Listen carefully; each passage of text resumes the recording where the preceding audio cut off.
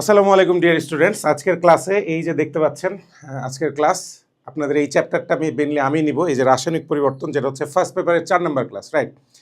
তো আমি হচ্ছে মিফতু, আলাদা করে খুব একটা পরিচয় দিতে আগ্রহী না। আমি জাস্ট পড়ালেখা করছি, বুয়েটে লেখা আছে, মেকানিক্যাল বুয়েটে পড়ালেখা করছি অনেক বছর যাবত, বাচ্চা কাচ্চাদের পড়াই অনেক বছর, লাইক আপনারা যতদিন পড়ালেখা করছেন তার চেয়ে বেশি সময় ধরে আমি পড়াচ্ছি। তো অত পরিচয় দরকার নেই, আমরা ক্লাস করি, ক্লাস করতে ইনশাল্লাহ ভালো লাগবে।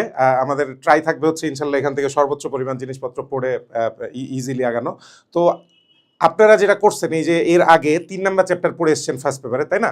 3 নাম্বার চ্যাপ্টার পড়তে গিয়ে মাথা গরম হয়ে গেছে, আমি জানি। এই যে মৌলসমূহের পর্যাবৃত্ত ধর্ম, রাসায়নিক বন্ধন, প্রচণ্ড গ্যাঞ্জাম্মা চ্যাপ্টার, এগুলো পড়ে মানুষের ভালো লাগা বা সুস্থ মস্তিষ্কে থাকা সম্ভব না, রাইট?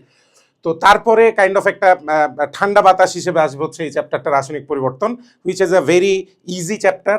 একটু বড় সাইজে, সাইজে সব কিছুই বড়, আপনারা জানেন কেমিস্ট্রিতে বেশিরভাগ চ্যাপ্টারই সাইজে বড়, বাট ইজি, অনেক ইজি।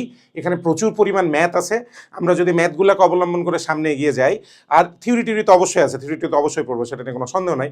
থিওরি দেখতে দেখতে এগিয়ে যায়, দেখবো এখান থেকে মোটামুটি সবই পারবো। তো এইচএসসি পরীক্ষায় এখান থেকে অলমোস্ট প্রায় প্রত্যেকবারই 2টা করে উদ্দীপক আসে, এমসিকিউ আসবে 6-7টা চ্যাপ্টার থেকে মিনিমাম। তো ওভারঅল এই ব্যাপারগুলো আমাদের শেষ করতে হবে। হ্যাঁ, তো এই চ্যাপ্টারটাকে অনেকেই টার্গেট করে যে হ্যাঁ আমি এটা ভালো মতো পড়বো, কারণ অনেকেরই ওই যে 3 নাম্বার চ্যাপ্টার নিয়ে একটা বিভীষিকা থাকে, একটা ভয় থাকে যে 3 নাম্বার চ্যাপ্টার অনেক বেশি থিওরিটিক্যাল, আমি এটা ভালো মতো শেষ করতে পারি নাই, ভালো মতো বুঝি নাই, কতগুলা বা মুখস্থ করবো, এই টেনশনটা থাকে। তো তাই অনেকেরই ভরসা হয়ে যায় এই 4 নাম্বার চ্যাপ্টারটা, আর ওই ভরসার জায়গাটা নিয়ে আমি আপনাদের জন্য কাজ করতে এসেছি। তো বললাম তো আমি এটা ইজি চ্যাপ্টার, কিন্তু অনেকে এটা জাস্ট সিম্পলি মুখস্থ করার ট্রাই করে যে এখানে যা যা আসছে আমি সবগুলো মুখস্থ করে ফেলবো, রাইট?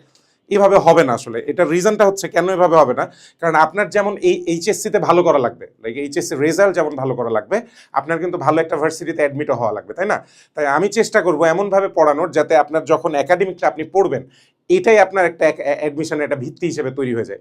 অ্যাডমিশনে গিয়ে আপনি জাস্ট সিম্পলি এই টাইপের অঙ্কগুলো একটু গভীরভাবে করবেন, ইনশাল্লাহ হয়ে যাবে। এটাই আমার টার্গেট, এটাই আমার গোল।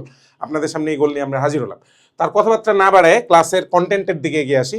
তো প্রথম লেকচারে আমরা গ্রিন কেমিস্ট্রি পড়বো, বাট তার আগে একটা ওভারভিউ আমি দিব আপনাদেরকে যে এই চ্যাপ্টারে বেসিক্যালি কি কি জিনিস আছে। তো একদম আমরা যদি চ্যাপ্টারটাকে ভাগ করি, মোটামুটি 1, 2, 3, 4, 5, 5টা আলাদা আলাদা ভাগে চ্যাপ্টারটাকে ভাগ করা যাবে। কয়টা ভাগ? 5টা ভাগ, রাইট? অনেক ভাগ কিন্তু, হ্যাঁ। বাট এই ভাগগুলোর মধ্যে 2টা ভাগ আছে বেশ ছোট ছোট, বাকি 3টা একটু বড় বড়। ফর এক্সাম্পল, এই যে গ্রিন কেমিস্ট্রি, এটা আমাদের এক ক্লাসে গ্রিন কেমিস্ট্রি টপিকটা শেষ হয়ে যাবে, এটা একটা ভাগ, এটা বাকিগুলোর চেয়ে আলাদা। লাইক রাসায়নিক পরিবর্তনের অন্যান্য যে টপিকগুলো আছে সেইটা থেকে গ্রিন কেমিস্ট্রি একটু আলাদা। ভালো কথা, এটা আমরা 1 নাম্বার লেকচারে শেষ করে ফেলবো, শেষ হয়ে যাবে ইনশাল্লাহ, কোনো সমস্যা নেই। এরপরে আমরা বিক্রিয়ার হার পড়বো। বিক্রিয়ার হারের উপর দেখা যাচ্ছে 2টা থেকে 3টা লেকচার লাগবে আমাদের। তারপরে আমরা চলে যাব রাসায়নিক সাম্যাবস্থা এবং তৎসংশ্লিষ্ট ম্যাথ কেসি এবং কেপির মধ্যে, ঠিক আছে? রাসায়নিক সাম্যাবস্থা ক্লাস 9-10-এ পড়ছিলেন, আপনাদের জন্য তো ক্লাস 9-10-এর 7 নাম্বার চ্যাপ্টারে বিক্রিয়ার হার রিলেটেড একটা কনসেপ্ট ছিল, ওটার মধ্যে লাসাতুলীয় নীতি বলে একটা ব্যাপার ছিল। তো এইচএসসিতে উঠে ওই জিনিসগুলো আর একটু ডিটেলসে পড়া লাগবে। তার সাথে এখানে অনেক ম্যাথ আছে যেটা আপনার ক্লাস 9-10-এ ছিল না, সেই সব ম্যাথও আমাদের কি করা লাগবে, একদম ঝাড়া করে ফেলা লাগবে। তো আমি অনেক ম্যাথ করাবো ইনশাল্লাহ, কারণ ম্যাথগুলাই পরীক্ষায় আসবে নিয়মিত, 2-একটা ব্যাখ্যা আসবে, ব্যাখ্যাটাও কেমনে সহজে লেখা লাগে সেগুলো আমি দেখাই দেবো। তাহলে 3টা পার্ট গেল, একটা হচ্ছে গ্রিন কেমিস্ট্রি, সেকেন্ড হচ্ছে বিক্রিয়ার হার রিলেটেড যে পার্টটা সেটাতে 2-3 লেকচার, অ্যান্ড তারপরে হচ্ছে রাসায়নিক সাম্যাবস্থা। দেখা যাচ্ছে এখানে আমাদের 4-5টা ক্লাস চলে যাবে। এর মাধ্যমে এটা শেষ হওয়ার পরপরই আমরা চলে যাব অম্ল ক্ষারক সাম্যাবস্থা। তার মানে আপনি বুঝছেন, দেখেন রাসায়নিক সাম্যাবস্থার পরপরই পড়বো অম্ল ক্ষারক সাম্যাবস্থা, মানে এই চ্যাপ্টারের সাম্যাবস্থার ব্যাপার স্যাপার কিন্তু অনেক আছে, কেমিক্যাল ইকুইলিব্রিয়াম, সাম্যাবস্থার অনেক ব্যাপার স্যাপার আছে। তো এই জিনিসগুলো যখন আমি রাসায়নিক সাম্যাবস্থা পড়াবো, তখনই যেন আমাদের মাথায় মোটামুটি গেঁথে যায় সাম্যাবস্থার ব্যাপারগুলো, বিকজ এই কনসেপ্ট আমাদের লাগবে সামনেই যখন আমরা অম্লক্ষারক সাম্যাবস্থাটা পড়বো, পরের টপিকটাই, তখন কি ওটা লাগবে। তো ওই অম্লক্ষারক সাম্যাবস্থায় দেখা যাচ্ছে আরও 6-7টা ক্লাস লাগবে, এবং লাস্ট একটা ছোট্ট পার্ট আছে তাপ রসায়ন, ওইটার জন্য 2টা ক্লাস লাগবে। সো ওভারঅল মোটামুটি এই ভাগাভাগি, ঠিক আছে? গ্রিন কেমিস্ট্রি, বিক্রিয়ার হার, রাসায়নিক সাম্যাবস্থা, অম্লক্ষারক সাম্যাবস্থা, আর হচ্ছে তাপ রসায়ন, এই পার্টগুলো নিয়ে পুরো চ্যাপ্টারটা গঠিত। একটা রিমাইন্ডার দেই, এসএসসিতে যেহেতু আমাদের পড়ালেখার অভ্যাসটা একটু কম ছিল, এসএসসি যেহেতু আপনাদের হচ্ছে সিলেবাসটা একটু ছোটোই ছিল, তো এইচএসসিতে উঠেই তো আপনার মাথা পাগল হয়ে যাবে। আপনি অলরেডি তো 2nd চ্যাপ্টার আর 3rd চ্যাপ্টার পড়ে এসছেন, আই গেস দেখছেন তো যে বিশাল পড়ালেখা, তাই না? তো ধৈর্য ভাই ধরা লাগবে, ধৈর্যটা হেভি ইম্পর্টেন্ট, ফোকাসটা ভাই হেভি বৃদ্ধি করতে হবে আর কি। মানে এই যে আমরা একটু পড়ালেখা করতে বসলে 2 মিনিটের মাথায় মনোযোগ সরে যায় অন্যদিকে, যাই তো একটু ফেসবুকে ঘুরে আসি, বা যাই তো একটু ইনস্টাগ্রামে ঘুরে আসি, রিলস দেখি, ঠিক আছে, ওগুলা বর্তমান যুগে এগুলো করা ছাড়া একজন মানুষ আসলে একজন মানে জানবেই না আশপাশ সম্পর্কে। সুন্দর সুন্দর মিম নিয়ে পোলাপাইনের সাথে আড্ডা দেওয়া যাবে না, অনেক গ্যাঞ্জাম জীবনে যদি আমরা কানেক্টেড না থাকি। কিন্তু কথা হচ্ছে ওই কানেকশনটা যেভাবে হোক কমাইতে হবে। আমার ফোকাস পড়ালেখার মধ্যে থাকা লাগবে। পড়তে বসবো যখন, আমি যদি 2 ঘন্টাও পড়ি ডেইলি, 2 ঘন্টা যেন আমি ফুললি ফোকাস সহ পড়তে পারি। এই ব্যাপারটাই প্র্যাকটিস করতে করতে কিন্তু এগুলো লাগবে। তো এই হচ্ছে ঘটনা। আমার আমার কথা হচ্ছে প্রচুর প্র্যাকটিস করা লাগবে ভাই। প্র্যাকটিস করা ছাড়া আপনার হবে না। মেইনলি এই যে আমাদের এই যে হালকেনস্টাইনের যে মটোটা জঘন্য রকমের পরিশ্রমী, এটা আনাস বা আমি আনাসের চেয়ে সিনিয়র বাই দাবে, আনাস ভাই এদের কথা ব্যাপারটা এরকম না। আমিও বুয়েট ক্র্যাক করছি এই পরিশ্রমের বেসে। মেধা আল্লাহ যা দিছে দিছে, সবাইকে কাছাকাছি দেয় আর কি মেধা আলকার, ওটা ব্যাপার না, মানে ব্যাপার কিন্তু অতটাও না। কিন্তু পরিশ্রমের যে ব্যাপারটা, এটা এটা হিউজ হিউজ অ্যামাউন্টের একটা জিনিস মেন মানে করে মানে ক্যারি করে। সো এই যে পরিশ্রমের যে মন মানসিকতাটা, এটা মাথায় রেখে আমরা সামনে আগাবো। চলেন আজকে আমরা আমাদের ক্লাস শুরু করি। প্রথম টপিকটা হচ্ছে কি লেকচার 1 গ্রিন কেমিস্ট্রি, যেটাকে বাংলায় আমরা বলি সবুজ রসায়ন। তো এটার একদম শুরুতে আমরা দেখতে পাচ্ছি, দেখেন এখানে গ্রিন কেমিস্ট্রি বা সবুজ রসায়নের টপিকটা লেখা, মিনিং আমরা একদম সংজ্ঞা দিয়ে শুরু করব। তো বেসিক্যালি মুখে আগে আমি একটু ব্যাখ্যা করি হোয়াট ইজ গ্রিন কেমিস্ট্রি, কেন গ্রিন কেমিস্ট্রি টপিকের মধ্যে আলোচনায় আসছে, কেন আমরা এটা নিয়ে আলোচনা করব। বেসিক্যালি হয়েছে কি, ধরেন মানুষ তো লোভী প্রজাতি, তাই না? মানুষ, আপনি একটু চারপাশে তাকায় দেখেন, সমস্ত মানুষ আসলে লোভী। আমরা আমাদের লোভ চরিতার্থ করার জন্য, লোভ মানে কিসের লোভ? টাকা পয়সার লোভ, ক্ষমতার লোভ, খাওয়া দাওয়ার লোভ, কত কিছুর লোভ। তো এই যে আমাদের এই লোভের কারণে আমরা প্রকৃতিব্যাপী মারাত্মক পরিমাণে ধ্বংসযজ্ঞ চালাইছি। গত 100-150 বছরে এই যে সায়েন্সের যে উন্নতিটা হয়েছে, এই যে কম্পিউটার থেকে শুরু করে সব কিছু যে এসছে, তার আগেও যে আরও উন্নতিগুলো হয়েছে, অ্যাটম বোমা থেকে শুরু করে অনেক কিছু যে আমরা করছি, মানব জাতি তো গত 150-200 বছর অনেক আগাইছে ইতিহাসের তুলনায়, তাই না? এই আগানোর সময় আমাদের লোভটা এত প্রকট হয়ে গেছে যে এটা প্রকৃতিতে একটা ধ্বংসযজ্ঞ মাচাইছে। একদম পুরো প্রকৃতির মধ্যে একটা নেগেটিভ ইম্প্যাক্ট আমরা দিয়ে ফেলছি মানব প্রজাতি। এটার ফলে যেটা হয়েছে, হাজার হাজার লাখ লাখ প্রজাতি পৃথিবী থেকে ধ্বংস হয়ে গেছে। যারা পৃথিবীতে লক্ষ লক্ষ বছর টিকে ছিল, আমাদের কারণে এগুলো হারাই গেছে। বাংলাদেশ থেকে আমি ছোটবেলায় যেসব মাছ খেতাম, কিন্তু এখন কিন্তু আমি আর অত সব মাছ খেতে পাই না, কারণ অনেক মাছই হারাই গেছে বাংলাদেশের বুক থেকে। এরকম গোটা বিশ্বে যে ধ্বংসযজ্ঞ, এই ধ্বংসযজ্ঞের রসায়নের ভূমিকাটা আসলে কি, এই আলোচনা থেকেই সবুজ কেমিস্ট্রি বা গ্রিন কেমিস্ট্রির অবতারণা। যে আমরা যখন ছোট এই কেমিস্ট্রির যখন প্রচলন হয়েছে, কেমিস্ট্রিকে যখন আমরা ইন্ডাস্ট্রিতে নিয়ে গেছি, ইন্ডাস্ট্রিয়ালি আমরা অনেক পেস্টিসাইড বানাইছি, এই যে কীটনাশক, সার বানাইছি অনেক, তারপর কেমিক্যাল মানে এটা তো কৃষিক্ষেত্রে গেল। তারপর হচ্ছে ফ্যাক্টরিতে আমরা কোনো কিছু বানানোর সময় সালফার ডাইঅক্সাইড থেকে শুরু করে নাইট্রোজেন ডাইঅক্সাইড, বিভিন্ন ধরনের ক্ষতিকর গ্যাস তৈরি করছি বিভিন্ন প্রক্রিয়া চালানোর জন্য, বিভিন্ন বিক্রিয়া। এই যে এত সব যখন কিছু করছি ম্যাক্সিমাম মুনাফা পাওয়ার জন্য, ম্যাক্সিমাম লাভ করার জন্য যে আমরা এই কাজগুলো করছি এককালে, এখন এসে সেটার একটা প্রতিদান দেওয়া লাগতেছে, এখন এসে সেটা একটা রিপেমেন্ট দেওয়া লাগতেছে, বিকজ পৃথিবী আর নিতে পারতেছে না। আপনি দেখেন ঢাকা শহরের নর্মাল টেম্পারেচার যেটা, সেটাতে অলওয়েজ 5 ডিগ্রি সেন্টিগ্রেড বেশি থাকে। শীতকালে শীত বোঝা যায় না ঢাকা শহরে, কারণ আমরা এই যে ঢাকা শহরের প্রকৃতি ধ্বংস করে ফেলছি। এবং এটা কেমিক্যাল, এই চেঞ্জগুলো কিন্তু কেমিক্যাল, এটা কেমিস্ট্রির সাথে ব্যাপকভাবে কানেক্টেড।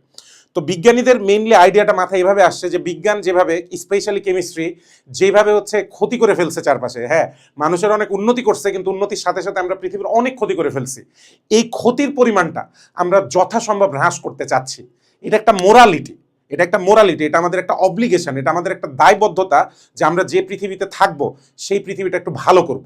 ইটস লাইক আপনারা এককালে বড় হবেন, আপনারা এখন ছোট আছেন, আপনাদের বাবা মার সন্তান, আপনারা এককালে বড় হবেন, আপনাদের এককালে সংসার হবে, আপনাদের এককালে বাচ্চা কাচ্চা হবে।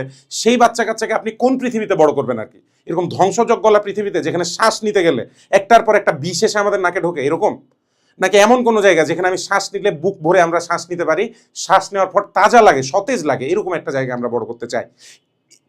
এই যে ফিলোসফিক্যাল অ্যান্ড বাস্তব একটা কোয়েশ্চেন, এই কোয়েশ্চেনকে মাথায় রেখেই বেসিক্যালি কি গ্রিন কেমিস্ট্রি বা সবুজ কেমিস্ট্রির অবতারণা। বিজ্ঞানীরা বলতেছে বর্তমানে রসায়ন হবে আধুনিক, এমন আধুনিক যেটাতে আমরা যে পদ্ধতিগুলো কাজে লাগাবো, আমরা কেমিক্যাল যে বিক্রিয়াগুলো ঘটাবো, এই বিক্রিয়াগুলো ঘটানোর সময় প্রকৃতির কথা মাথায় রেখে ঘটাইতে হবে। মানে কি? মানে হচ্ছে আমরা যে প্রসেসটা চালাবো, এই জায়গাগুলোতে যেন বর্জ্যের উৎপাদন যথাসম্ভব কম হয়। বর্জ্য মানে বুঝছেন তো, টক্সিক এলিমেন্টস থেকে শুরু করে কোনো একটা রিয়াকশনের যে পার্টটুকু আমার দরকার হচ্ছে না। ধরেন কোনো একটা রিয়াকশন করে আমি 2টা উৎপাদ পাইছি, তার মধ্যে একটা উৎপাদ আমি ব্যবহার করব, আরেকটা উৎপাদ কি করব? নর্মালি মানুষজন বাইরে বাজারে ফেলে দেয়, মানে বাজারে ফেলে বলতে প্রকৃতিতে অবমুক্ত করে দেয়, পরিবেশে ফেলে দেয়, তাই না? এটাই হচ্ছে গ্যাঞ্জাম। সো আমাদের কাজ হচ্ছে, না মানুষজন ফেলবেই, এটা হচ্ছে ঘটনা। তো আমাদের কাজ হচ্ছে অ্যাজ আ কেমিস্ট, আপনার গোল থাকবে কি, আপনি এমন সব প্রক্রিয়া উদ্ভাবন করবেন যাতে বর্জ্যই তৈরি কম হবে। বর্জ্য যদি তৈরি কম হয় তাহলে ফেলার প্রসঙ্গটাই কমে যাবে, তাই না? সো এটাই হচ্ছে বেসিক্যালি গ্রিন কেমিস্ট্রির মূল কথা। হ্যাঁ, বললাম আমাদের বর্জ্যের উৎপাদন যথাসম্ভব পরিমাণ কম করতে হবে, যাতে পরিবেশের উপর ইম্প্যাক্টটা কম হয়। কি বলছি বোঝা যাচ্ছে? তাহলে আমরা এভাবে বলবো, মানে এটাকে যদি সংজ্ঞায়িত করি এমনি বলবো, রসায়নের যে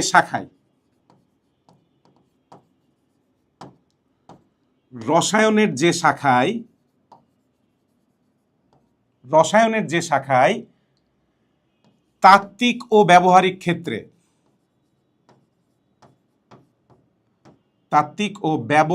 প্রয়োগে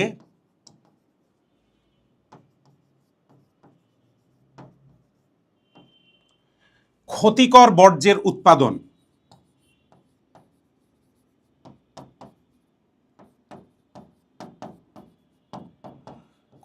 বর্জ্যের উৎপাদন যথাসম্ভব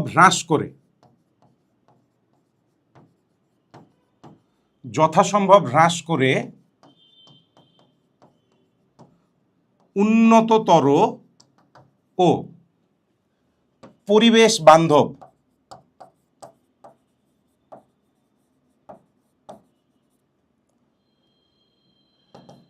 যেসব পদ্ধতি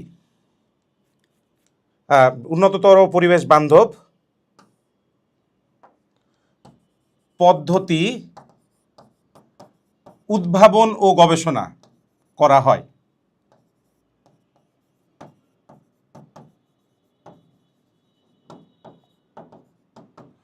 তাকে গ্রিন কেমিস্ট্রি বলে।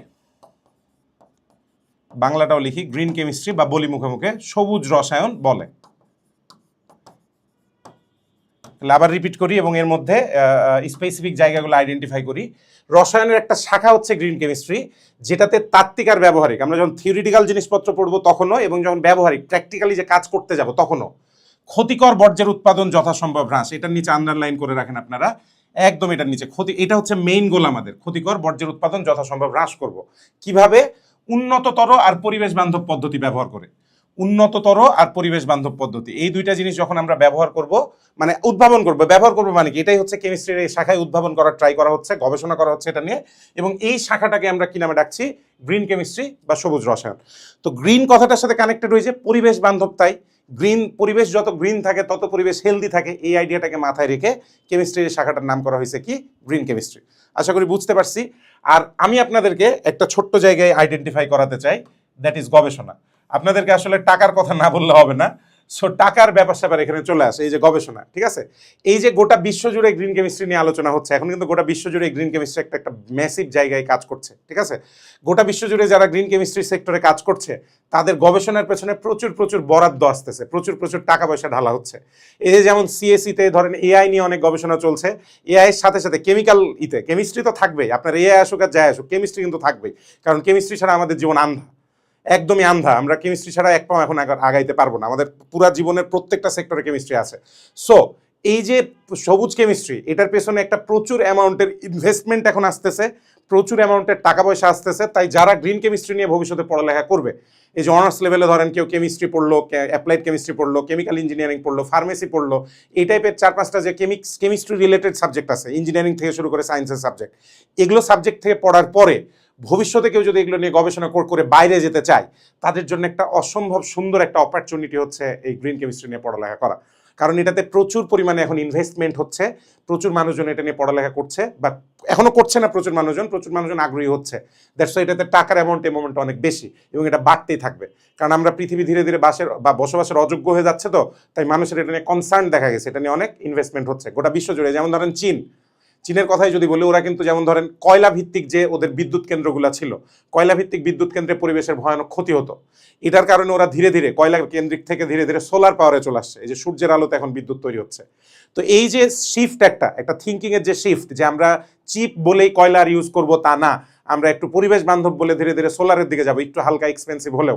এই যেগুলোর গবেষণা, সোলারের মধ্যেও কিন্তু প্রচুর কেমিক্যাল ব্যাপার স্যাপার আছে। আপনি মনে করতে পারেন সোলার এনার্জি মানে মেনলি মনে হয় ফিজিক্স, বাট নো, এটা যে উপাদান দিয়ে তৈরি, এই যে সোলার যে প্যানেলগুলা, এই সোলার প্যানেলের যে উপাদানগুলো, ওগুলো কিন্তু কেমিক্যাল উপাদান, মানে ওটাও কিন্তু কেমিস্ট্রির ইস্যু। মিনিং কেউ কেমিক্যাল সাবজেক্ট পড়ে, কেমিক্যাল ইঞ্জিনিয়ারিং বলেন আর কেমিস্ট্রি রিলেটেড কোনো সাবজেক্ট বলেন, বায়োকেমিস্ট্রি, হোয়াট এভার, বায়োকেমিস্ট্রি না, অন্য কেমিস্ট্রি, অ্যাপ্লাইড কেমিস্ট্রি, এগুলো পড়ে কেউ কিন্তু ওগুলোতেও সুইচ করতে পারবে। আমার এটা বলার উদ্দেশ্য হচ্ছে এগুলোতে টাকা পয়সার অ্যামাউন্টটা বিশাল বিশাল, ঠিক আছে। তো ইনশাল্লাহ ভবিষ্যতে কেউ আমার স্টুডেন্ট কেউ এগুলো নিয়ে আলোচনা করুক, এগুলো নিয়ে পড়ালেখা করুক, এটা ভেবে আমার ভালো লাগবে আর কি, হোপফুলি সামডে। ঠিক আছে, তো দ্যাটস ইট। এই হচ্ছে গ্রিন কেমিস্ট্রির সংজ্ঞাটা আমাদের গেল। আমি সময় নিয়ে এই জিনিসটা একটু একটু ব্যাখ্যা করছি, ঠিক আছে, যেহেতু নতুন একটা আইডিয়া, নতুন একটা কনসেপ্ট, তাই আমি একটু সময় নিয়ে ব্যাখ্যা করবো। শুনেন আর কি কথাগুলো, একটু ফোকাস বাড়ান আর কি। নাও হইলো ভালো কথা। তো বিজ্ঞানীরা একসাথে সেই 1990, 91, 92 সালের দিকে একসাথে অনেক বিজ্ঞানীরা একসাথে হয়েছিল, অনেক কাল আগের কথা, 30 বছর হয়ে গেছে অলরেডি, 30-এরও বেশি, 30-35 বছর আগে। তখন গ্রিন কেমিস্ট্রি আইডিয়াটা চালু হয়েছে। তখনই বিজ্ঞানীরা বেশ কিছু আইডিয়া তৈরি করছে যে আমি যদি গ্রিন কেমিস্ট্রিটা চালনা করতে চাই, গোটা বিশ্বের বুক জুড়ে কেমিস্ট্রিকে যদি গ্রিন কেমিস্ট্রিতে কনভার্ট করতে চাই, তাহলে বেশ কিছু জিনিসকে ফোকাস রেখে আগাইতে হবে। সো তারা গ্রিন কেমিস্ট্রির মূলনীতি হিসেবে বেশ কিছু জিনিসকে চিহ্নিত করছিল। তো আমরা এটাই লিখবো এখন, মূলনীতি। গ্রিন কেমিস্ট্রির মূলনীতি 12টি। মূলনীতি 12টি, মানে 12টা বিষয়কে মূলে রেখে আমরা যদি গ্রিন কেমিস্ট্রি নিয়ে গবেষণা করি তাহলে আমরা লাভবান হব। এই ব্যাপারটা হচ্ছে এরকম, এটা মুখস্থ করবেন, বেসিক্যালি নাম্বারটা মুখস্থ করবেন। 12টি পরীক্ষায় আসে গ্রিন কেমিস্ট্রির মূলনীতি কয়টি। অলরাইট, গেল ভালো কথা। এরপরে যদি আমরা চলে যাই, পরের স্লাইডে চলে যাই, এই যে মূলনীতিগুলা, এই মূলনীতিগুলা নিয়ে এখানে আলোচনা করা আছে। এখানে দেখেন, এখানে গ্রিন কেমিস্ট্রির মূলনীতির একদম উপরে লেখা, প্রথম একদম নিচে লেখা দেখেন, বর্জ্যরোধকরণ। বর্জ্যরোধকরণ, এটা আমরা অলরেডি সংজ্ঞার মধ্যে বলেছি, কিন্তু আমরা সংজ্ঞার মধ্যে বলেছি বর্জ্যের উৎপাদন যথাসম্ভব কি করতে হবে, হ্রাস করতে হবে। এইটার পরপরই সর্বোচ্চ অ্যাটম ইকোনমি। এই দুইটা একদম ভালো মতো মুখস্থ করবেন। এই দুইটা সবচেয়ে ইম্পর্টেন্ট। প্রথমটা হচ্ছে বর্জ্যরোধকরণ, সেকেন্ডটা হচ্ছে সর্বোচ্চ atom economy. Now the question arises যে সর্বোচ্চ অ্যাটম ইকোনমি কথাটার মানে আসলে কি? আমরা তো সর্বোচ্চ অ্যাটম ইকোনমি মানে বুঝি না, আমরা তো পড়িনি সর্বোচ্চ অ্যাটম ইকোনমি। কোনো প্যারা নাই, অ্যাটম ইকোনমি নিয়ে আমরা আলাদা করে পড়ালেখা করবো, প্যারা নাই। তার আগে বাকিগুলো একটু আলোচনা আমরা করে নিই যে বাকি জায়গাগুলোতে কি আছে। এর পরপরই দেখেন এখানে লেখা নবায়নযোগ্য কাঁচামালের ব্যবহার। এমন সব র ম্যাটেরিয়াল ইউজ করব যে ইউজ হয়ে যাওয়ার পরেও বাকি যে বেঁচে থাকা অংশটা আছে কাঁচামালের, ওই বেঁচে থাকা অংশটা যেন আমাদের জন্য মানে ফ্রুটফুল হয়। মিনিং কাঁচামাল যা ব্যবহার করেছি তারপর যেটা শেষ আছে উচ্ছিষ্ট অংশ কাঁচামালের, সেটা যেন পুনরায় ব্যবহার করা যায়। এটা আরেকটা ইম্পর্টেন্ট ইস্যু। তাহলে আমাদের ক্ষতির পরিমাণ কমবে, লসের পরিমাণ কমবে। সিমিলারলি যে পরিবেশ বান্ধব উৎপাদ, এমন সব উৎপাদ ব্যবহার করার ট্রাই করব আমরা যেগুলো আগে দেখা যাচ্ছে পরিবেশের ক্ষতি করতো, এমন সব জিনিস আমরা ইউজ করতাম, ওইটার বিকল্প হিসেবে নতুন কিছু ব্যবহার করব উৎপাদ, যেগুলো হচ্ছে পরিবেশের জন্য লাভজনক, ঠিক আছে, পরিবেশের জন্য ভালো। সিমিলারলি পরিবেশ বান্ধব সংশ্লেষণ পদ্ধতি, কম ঝুঁকি আর কি, এমন সব পদ্ধতি ব্যবহার যেটাতে ঝুঁকি কম, পরিবেশ বান্ধব জিনিসপত্র, মানে ওই তো একই, পরিবেশ বান্ধব উৎপাদ, পরিবেশ বান্ধব সংশ্লেষণ পদ্ধতি, ন্যূনতম শক্তি, এমন সব প্রক্রিয়া ব্যবহার করা লাগবে যেটাতে এনার্জি কম লাগে। মানে আমরা কেমিক্যাল রিয়াকশন যেটা করব, ওই রিয়াকশনে এনার্জি কম দিতে হবে, শক্তি কম দিতে হবে, এমন সব রিয়াকশন ইউজ করব। কেন? আপনি ভাবতে পারেন শক্তির সাথে স্যার ইসের কি কানেকশন, কি বলে যে এই জিনিসটার কি কানেকশন শক্তির সাথে, তাই না? কানেকশনটা হচ্ছে যে কেমিক্যালি আপনি যখন শক্তি বেশি কোনো একটা রিয়াকশানে দেওয়া লাগবে, ধরেন একটা রিয়াকশন করতে গিয়ে আপনার অনেক বেশি শক্তির প্রয়োজন পড়ছে, রাইট? তো অনেক বেশি শক্তির যদি প্রয়োজন পড়ে, ওই শক্তিটা উৎপাদন করতে গিয়ে পুনরায় আবার আমার বেশি খরচ হবে না এবং পরিবেশ দূষণ হওয়ার চান্স আছে। দেখা যাচ্ছে আপনি শক্তি মানে কারেন্ট উৎপাদন করতে চাইলেন, কারেন্ট উৎপাদন করতে গিয়ে আবারও যদি কয়লা ইউজ করেন তাহলে তো পরিবেশের ক্ষতি হবে। সো আমি যত কম শক্তি ইউজ করব বিক্রিয়ায় তত কম কারেন্ট লাগবে, আর কম কারেন্ট লাগার মানেই পরিবেশের ক্ষতি কম হবে। সেই সেন্সে এমন সব বিক্রিয়া ব্যবহার করা উচিত আমাদের যে বিক্রিয়াগুলো হইতে গেলে শক্তি লাগে অনেক কম। অলরাইট, সো এই গেল ন্যূনতম শক্তির ব্যবহারও গেল, ন্যূনতম শক্তির ব্যবহার। এরপর সহজ পদ্ধতি অনুসরণ, হুদাকামে আমরা জটিল করবো না প্রসেসকে, গেল। ন্যূনতম ঝুঁকির পদ্ধতি ব্যবহার, এখানে লেখা ন্যূনতম ঝুঁকির পদ্ধতি ব্যবহার। ন্যূনতম ঝুঁকির পদ্ধতি ব্যবহার বলতে যদি আমাদের দুইটা আলাদা পদ্ধতি থাকে, একটা বেশি ঝুঁকিপূর্ণ যেটাতে দুর্ঘটনা ঘটতে পারে, আর আরেকটা পদ্ধতি যেটাতে দুর্ঘটনা ঘটার চান্স কম, আমরা চেষ্টা করব কম যেটা দুর্ঘটনা ঘটার চান্স সেটা ইউজ করার। সো দ্যাট ইজ ন্যূনতম ঝুঁকির পদ্ধতি ব্যবহার। তারপরে কি লেখা? দুর্ঘটনা রোধ, ওই যে ঝুঁকির সাথে কানেক্টেড দুর্ঘটনা একই সাথে কানেক্টেড কিন্তু আরো আলাদাভাবে বলে দেওয়া। সেকেন্ডলি এখানে প্রভাবকের প্রয়োগ, অনেক বেশি ইম্পর্টেন্ট, প্রভাবকের প্রয়োগ। এই যে এটা আরেকটা গবেষণার জিনিস, এবং এটা আরেকটা জিনিস যেখানে আপনাদের ভবিষ্যতে এখানে আপনি অনেক টাকা পয়সা এখান থেকে ইনকাম করতে পারেন। গোটা বিশ্ব জুড়ে কেমিস্ট্রিতে আপনারা প্রভাবকের ব্যবহার ক্লাস 9-10 পড়ে এসছেন। 11 নম্বর চ্যাপ্টারে যেমন নিকেল দিয়ে, মনে করে দেখেন নিকেল দিয়ে আমরা অ্যালকিন আর অ্যালকাইন থেকে অ্যালকেন বানাইছিলাম নিকেল প্রভাবকের উপস্থিতিতে 180 থেকে 220 ডিগ্রি সেন্টিগ্রেড টেম্পারেচারের ভেতরে, মনে করে দেখেন ওই রিয়াকশন। তো এরকম রিয়াকশনগুলো করার সময় আমরা যদি প্রভাবক ব্যবহার করি, রিয়াকশনটা খুব দ্রুত হয়ে যাবে, কম সময় লাগবে, সময় কম হবে লাগবে, যেহেতু সেহেতু এনার্জিও কম লাগবে, ওভারঅল পরিবেশের ওপর চাপ কমবে। এনার্জি কম লাগা মানে পরিবেশের ওপর চাপ কমা, ঠিক আছে? সো আমরা প্রভাবকের ওপরে অনেক বেশি এমফাসিস করতেছি। প্রভাবকটার যে কোনো বিক্রিয়ার প্রভাবক কি হইতে পারে এগুলো আমরা আইডেন্টিফাই করার ট্রাই করতেছি, এগুলোই গবেষণার বিষয়, ঠিক আছে? এই গবেষণাগুলোর উপর বেস করে বর্তমানকে অনেক কাল আগে থেকে প্রভাবক নিয়ে অনেক গবেষণা হচ্ছে, অনেক টাকা পয়সা এসবের জায়গায়। বিদেশে যখন পড়তে যাবেন ইনশাল্লাহ, আমার স্টুডেন্ট হিসেবে অনেকে বিদেশে পড়তে যাবেন, তখন যেন আপনারা এটা ইউজ করেন। তারপরে আছে প্রাকৃতিক রূপান্তর। প্রাকৃতিক উপায়ে যদি কোনো কাজ করা যায় আমরা ওটাই করবো, কৃত্রিমভাবে না করে। লাস্টে বলে নিরাপদ কেমিক্যাল পরিকল্পনা। এমনভাবে কেমিক্যালগুলো ইউজ করবো যাতে কেমিক্যালগুলো লিক আউট না করতে পারে। ধরেন আপনি অ্যামোনিয়া বানাচ্ছেন, এই যে হেবার বস প্রণালীতে অ্যামোনিয়া উৎপাদন, N2+3H2=2NH3। অ্যামোনিয়া উৎপাদন করতে গিয়ে যদি অ্যামোনিয়াটা যে রুমে উৎপাদন করতেছেন সেই রুম থেকে লিক করে পরিবেশে ছড়ায় পড়ে, তাহলে তো জিনিসটা বিপদ। তাহলে কেমিক্যাল যখন আমরা ইউজ করব সেগুলো যেন নিরাপদে ইউজ করতে পারি, এইসবের একটা সুষ্ঠু পরিকল্পনা থাকা লাগবে, ঠিক আছে? নিরাপদ কেমিক্যাল পরিকল্পনা। না, এখানে টোটাল 12টা পদ্ধতির কথা, আমরা 12টা নীতির কথা বলেছি, কিন্তু আপনার কি 12টাই মুখস্থ করা লাগবে? Not necessary. আপনি মোটামুটি যদি পরীক্ষায় এগুলো কমই আসে, মানে এমসিকিউতে আসতে পারে কিন্তু রিটেনে কমই আসে, অ্যাডমিশনে আমি খেয়াল করে দেখছি মাঝে মধ্যে রুয়েটা একবার আসছিল, একবার বুয়েটা মনে হয় আসছিল, যে গ্রিন কেমিস্ট্রি কয়েকটা মূলনীতি লেখো। তো মোটামুটি আপনি 6টা মুখস্থ করবেন মূলনীতি। কোনটা কোনটা আমি বলে দেই। এই যে সর্বোচ্চ অ্যাটম ইকোনমি, এটা অতি অবশ্যই। এই যে বর্জ্য রোধকরণ, এই দুইটা অতি অবশ্যই, এই দুইটা, ঠিক আছে? নবায়নযোগ্য কাঁচামালের ব্যবহার, এই যে 3টা। প্রভাবকের প্রয়োগ, এই যে 4টা। আর 2টা নিরাপদ কেমিক্যাল পরিকল্পনা, আর এই দিক থেকে আরেকটা ন্যূনতম ঝুঁকির পদ্ধতি ব্যবহার। সো এই যে 6টা, মোটামুটি 12টার মধ্যে এই 6টা ভালো মতো মুখস্থ করবেন, তাহলেই হবে। এগুলো ডিটেলসে লিখতে কমই আসে আমাদের এইচএসসি লেভেলে, বাট এমসিকিউতে আসতেই পারে যে নিচের কোনটি গ্রিন কেমিস্ট্রির মূলনীতি। এটা অবশ্যই আসার মতো একটা কোয়েশ্চেন করেন, ঠিক আছে? So that's it. এই গেল হচ্ছে আমাদের মূলনীতি রিলেটেড পড়ালেখা। এখন আমাদের চলে যাওয়া লাগবে এখান থেকে, একটা জিনিস আমরা বুঝি নাই, সেটা হচ্ছে what is atom economy. Atom economy আমরা পড়ি না এখনো, তাই না? তাহলে আমাদের আসেন এখন অ্যাটম ইকোনমি নিয়ে একটু পড়ালেখা করি, এটা সংজ্ঞা টঙ্গা একটু দেখি। অলরাইট, সো পরের টপিকটা এটাই হচ্ছে অ্যাটম ইকোনমির টপিক। সংজ্ঞা, আলাদা করে সংজ্ঞা বলার বদলে আমি যদি অ্যাটম ইকোনমির সূত্রটা লিখে দেই, ওই সূত্র থেকে আমরা সংজ্ঞা পেয়ে যাব। কিরকম? আপনারা এইভাবে লেখেন, পার্সেন্ট অ্যাটম ইকোনমি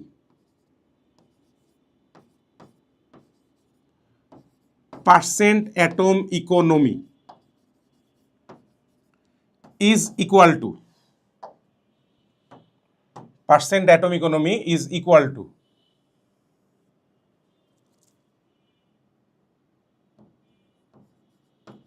কাঙ্ক্ষিত উৎপাদের মোল ভিত্তিক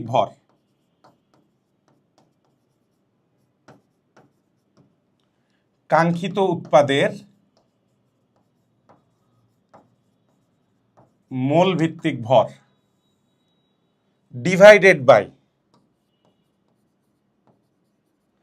সকল বিক্রিয়ক বা উৎপাদের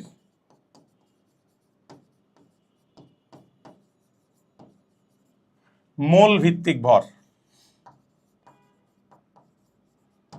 সকল বিক্রিয়ক বা উৎপাদের মোল ভিত্তিক ভর গুণিত 100%, বিকজ অ্যাটম ইকোনমিটা আমরা পার্সেন্টেজ ওয়াইজ বের করি। না, হোয়াট ইজ দিস? কাঙ্ক্ষিত উৎপাদের মোল ভিত্তিক ভর মানে কি? তো ধরেন কোন একটা রাসায়নিক বিক্রিয়া করলেন, আপনি অ্যাজ আ কেমিস্ট, নিজেকে কেমিস্ট কল্পনা করেন, একটা জব্বা চাপাইছেন, কেমিক্যাল জব্বা, ওই যে ল্যাবে কেমিক্যাল জিনিসপত্র পরে থাকে দেখছেন না, ল্যাবের যে অ্যাপারেটাস, সেরকম জিনিস পরে আপনি গবেষণা চালাচ্ছেন, একটা বিক্রিয়া সম্পাদন করলেন। এখন বিক্রিয়ায় একের অধিক উৎপাদ তৈরি হয়েছে, একটার চেয়ে বেশি উৎপাদ তৈরি হয়েছে, কিন্তু আপনার গোল ছিল যে কোনো একটা উৎপাদ তৈরি করা। এখন কথা হচ্ছে বাই প্রোডাক্ট বলে একটা ব্যাপার আছে। এই যে উৎপাদটা আপনি চাচ্ছেন সেটা ছাড়াও বাকি আর যে জিনিসগুলো তৈরি হয় সেগুলোকে আমরা বলি বাই প্রোডাক্ট, ঠিক আছে? তো ওই রকম মানে আমি বাই প্রোডাক্টগুলোকে নিব না, লবে রাখবো আমি যে উৎপাদটা চাচ্ছি সেটার মোল ভিত্তিক ভর মানে এই যে বিক্রিয়া লিখে যখন আমরা সমতা করলে উৎপাদের সামনের যে সহগটা, ওটা কি 1 মোল নাকি 2 মোল, কত মোল, ওই মোলের বেসিসে যে ভরটা আছে সেটা ডিভাইড করব সকল বিক্রিয়ক বা উৎপাদের মোল ভিত্তিক ভর দিয়ে। মানে আমি টোটাল উৎপাদ যেটা পাচ্ছি তার মধ্যে কাঙ্ক্ষিত উৎপাদ কত আছে সেটার পার্সেন্টেজকেই অ্যাটম ইকোনমি বলে, তাহলে আমাদের যদি সংজ্ঞা আসে পরীক্ষায় যে অ্যাটম ইকোনমি কাকে বলে, আমরা এইভাবে বলতে পারি যে সকল বিক্রিয়ক বা উৎপাদের মোল ভিত্তিক ভরের তুলনায় কাঙ্ক্ষিত উৎপাদের মোল ভিত্তিক ভরের শতকরা পরিমাণকে কি নামে ডাকে? পার্সেন্ট অ্যাটম ইকোনমি ডাকা হয়, শতকরা অ্যাটম ইকোনমি নামে ডাকা হয়। কি বলছি? সকল বিক্রিয়ক বা উৎপাদের মোল ভিত্তিক ভরের তুলনায় কাঙ্ক্ষিত উৎপাদের মোল ভিত্তিক ভরের শতকরা যে পরিমাণ সেটাকেই কি নামে ডাকা হয়? পার্সেন্ট অ্যাটম ইকোনমি বা শতকরা অ্যাটম ইকোনমি। না, একটু খেয়াল করে দেখেন, এই জায়গাটা একটু খেয়াল করবেন। লবের সাথে পার্সেন্ট অ্যাটম ইকোনমি যেখানে লেখা সেইটার সাথে লব, এটা কি সমানুপাতিক সম্পর্ক না? জিনিসটা সমানুপাতিক সম্পর্ক না? কাঙ্ক্ষিত উৎপাদের ভর আর অ্যাটম ইকোনমি, এটা একটা সমানুপাতিক সম্পর্ক না? মিনিং কি? মিনিং আমি বলতে যাচ্ছি কাঙ্ক্ষিত উৎপাদ যত বেশি হবে পার্সেন্ট অ্যাটম ইকোনমি তত বেশি হবে। অন্যভাবে বললে কোনো একটা বিক্রিয়ার পার্সেন্ট অ্যাটম ইকোনমি যত বেশি, বিক্রিয়ার কাঙ্ক্ষিত উৎপাদ তত বেশি আর বর্জ্যের পরিমাণ তত কম। আমরা এই কথাটা আইডেন্টিফাই করব, কারণ এটার উপর বেস করে পরীক্ষায় প্রশ্ন আসতে পারে। কি বলবো আমরা বলবো এভাবে যে পার্সেন্ট এই অ্যাটম ইকোনমিকে সংক্ষেপে লিখলাম, অ্যাটমের এ, ইকোনমির ই, তাহলে পার্সেন্ট এই, ওয়েট আ মিনিট, পার্সেন্ট এই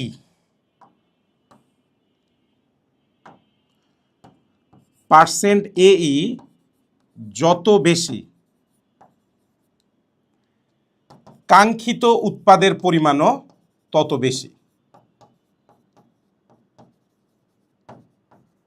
কাঙ্ক্ষিত উৎপাদের পরিমাণও তত বেশি, অর্থাৎ বর্জ্যের পরিমাণ ততই কম। অর্থাৎ বর্জ্যের পরিমাণ ততই কম। ঠিক আছে, এই কথাটা আমাদের বুঝতে হবে, যদি না বুঝতে পারেন মুখস্থ করতে হবে। বোঝাটা খুব ইজি, এটা খুব একটা কঠিন কথা লেখা নাই। পার্সেন্ট অ্যাটম ইকোনমির সাথে কাঙ্ক্ষিত উৎপাদের সম্পর্ক যেহেতু সমানুপাতিক, তার মানে পার্সেন্ট অ্যাটম ইকোনমি যত বেশি পাবো কাঙ্ক্ষিত উৎপাদ তত বেশি পাবো, আর কাঙ্ক্ষিত উৎপাদ যত বেশি পাবো তার মানে বর্জ্যের পরিমাণটা কম।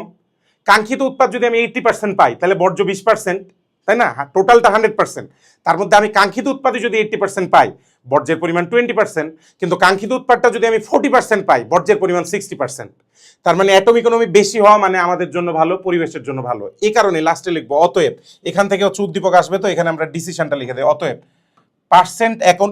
পার্সেন্ট অ্যাটম ইকোনমি, পার্সেন্ট এই যত বেশি,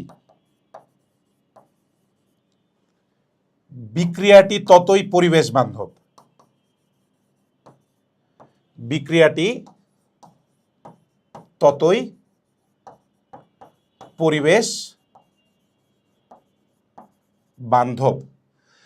তাহলে পার্সেন্ট এর অ্যামাউন্টটা যত বেশি হবে বিক্রিয়াটা ততই পরিবেশ বান্ধব হবে। That is the truth. ঠিক আছে, এইটা মাথায় রাখা লাগবে আমাদের। এই কারণেই আগের স্লাইডে যদি আমি ফিরে যাই, দেখেন এখানে লেখা ছিল, গ্রিন কেমিস্ট্রির মূলনীতির মধ্যে লেখা ছিল সর্বোচ্চ অ্যাটম ইকোনমি।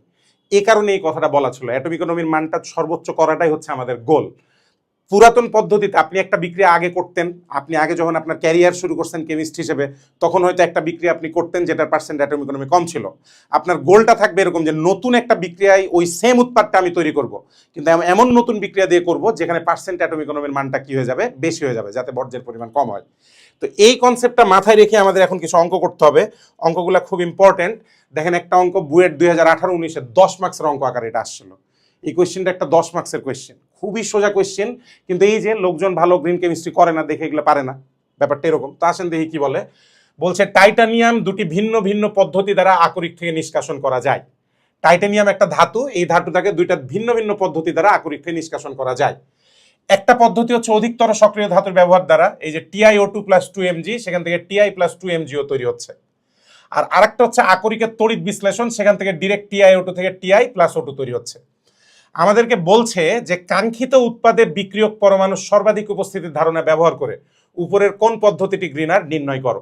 তো এরকম দুইটা বিক্রিয়া তুলে দিয়ে যদি গ্রিনার কোন পদ্ধতিটি গ্রিনার এরকম জিজ্ঞেস করে, যদি দুইটা পদ্ধতি দুইটা বিক্রিয়া তুলে দিয়ে আমাদেরকে এরকম কথা বলে যে কোন পদ্ধতিটি গ্রিনার এটা বিশ্লেষণ করো, আপনি বুঝবেন আপনাকে পার্সেন্ট এই বের করতে বলছে।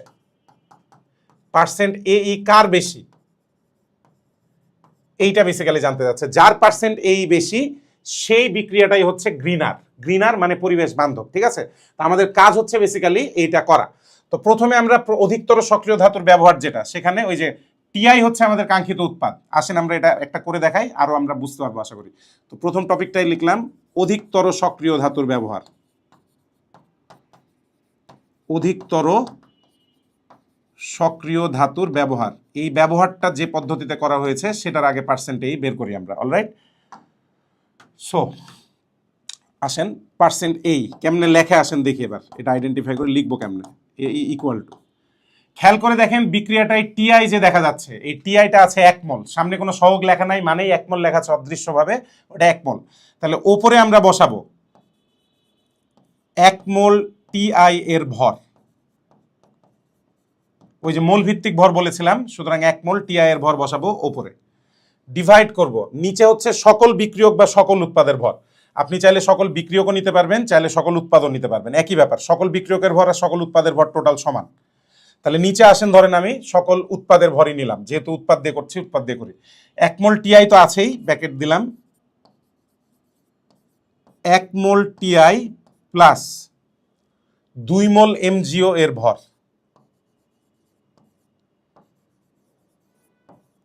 2 মোল এমজিও এর ভর গুণিত 100% মানগুলা বসাই দিলে অঙ্ক হয়ে যাচ্ছে তো 1 মোল টিআই খেয়াল করলে দেখবেন এখানে টিআই এর ভর দেওয়া আছে 47.88 এটাই কিন্তু আণবিক ভর আণবিক ভরের সাথে গ্রাম যোগ করে দিলেই ওটা 1 মোল টিআই এর ভর যে কোনো আণবিক ভরের সাথে গ্রাম অ্যাড করে দিলেই সেটাকে আমরা বলি গ্রাম পার আণবিক ভর বা মোলার ভর 1 মোলের ভর তাহলে 47.88টা আমরা উপরে বসাই দেই 47.88 গ্রাম বসালুম ডিভাইডেড বাই 1 মোল টিআই মানে আবার 47.88 প্লাস 2 মোল এমজিও অর্থাৎ 2 গুণিত এমজিও ম্যাগনেসিয়ামের ভর দেওয়া 24.3 24 ইউজ করলে চলবে না কারণ এখানে লিখে দেওয়া আছে 24.3 তার সাথে অক্সিজেন তাহলে 2 গুণিত 24.3 প্লাস অক্সিজেন মানে 16 পুরাটাকে গুণ করব কত দিয়ে 100% দিয়ে ঠিক আছে এটা একদম ক্যালকুলেটরে করে ফেললেই অঙ্ক ডান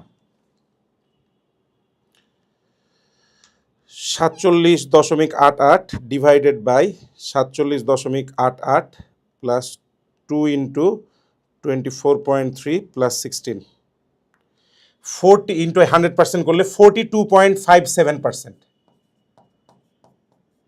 42.57% খেয়াল করছেন এটার মানে আমার প্রত্যেক 100 গ্রাম উৎপাদের ভেতরে ধরেন আমি মোট 100 গ্রাম উৎপাদ তৈরি করছি তার মধ্যে কাঙ্ক্ষিত উৎপাদ হচ্ছে 42.57 গ্রাম মানে বাকি 57% অলমোস্ট হচ্ছে বর্জ্য অধিকতর উপর প্রথম পদ্ধতি ব্যবহার করে আমরা 42% কাঙ্ক্ষিত উৎপাদ পাইছি এবার কাজ হচ্ছে পরবর্তী পদ্ধতিটা ব্যবহার করা এদিকে লিখি এটা কি এটা হচ্ছে কি বলা তড়িৎ বিশ্লেষণের সাহায্যে এবার করি আসেন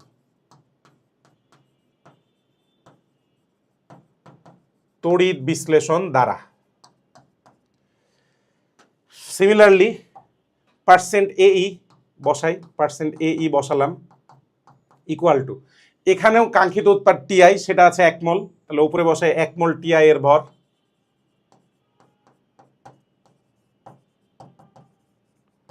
নিচে বসাবো দেখতে পাচ্ছেন 1 মোল টিআই এর সাথে 1 মোল অক্সিজেন আছে তাহলে নিচে বসাবো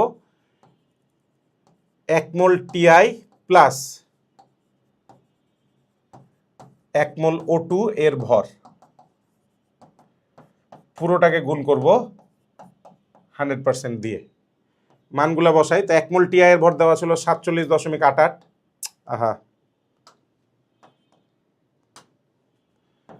47.88 divided by 47.88 plus oxygen 1 mole oxygen মানে হচ্ছে 32 গ্রাম গুণিত 100% ক্যালকুলেটরে বসালে দেখবেন এটাই বেশি আসার কথা আমার বলছে ক্যালকুলেশন বলছে এটা অনেক বেশি আসবে অনেক এটা আসবে হচ্ছে 47.88 ডিভাইডেড বাই আহা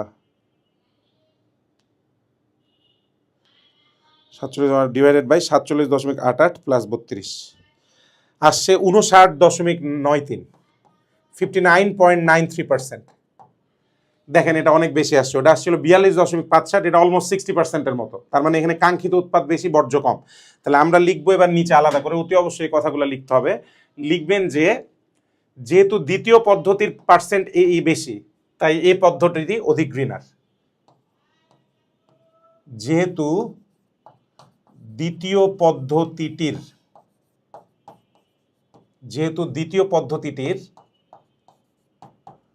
পার্সেন্ট এই বেশি তাই এতে বর্জ্যের উৎপাদন কম বর্জ্যের কথা উল্লেখ করে দিলেন আনসারটা আর একটু পাকাপোক্ত হলো তাই এতে বর্জ্যের উৎপাদন কম অর্থাৎ গ্রিনার।